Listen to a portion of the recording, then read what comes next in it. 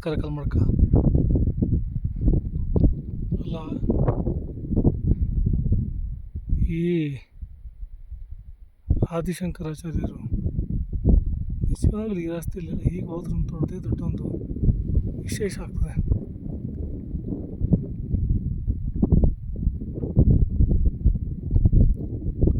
ಭೂತ ವರ್ತಮಾನ ಭವಿಷ್ಯತ್ ಕಾಲ ಎಲ್ಲವನ್ನು ತಿಳಿದಂಥ ತ್ರಿಕಾಲಜ್ಞಾನಿಯಾಗಿರುವಂಥ ಆದಿಶಂಕರರು ಬಹುಶಃ ಎಲ್ಲವನ್ನು ತಿಳಿದಿದ್ದ ಕಾರಣ ಸಮಯವನ್ನು ನೋಡಿಕೊಂಡು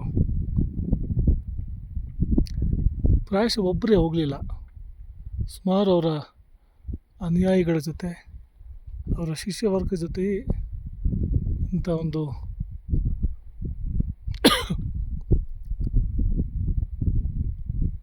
ಯಮುನೋತ್ರಿ ಆಗಲಿ, ಗಂಗೋತ್ರಿ ಆಗಲಿ, ಬದ್ರಿನಾಥ ಆಗಲಿ, ಕೇದಾರನಾಥದಲ್ಲಿ ಪಂಚಕೇದಾರ, ನೀವು ಆಲೋಚನೆ ಮಾಡಿ. ಇವುಗಳೆಲ್ಲವನ್ನು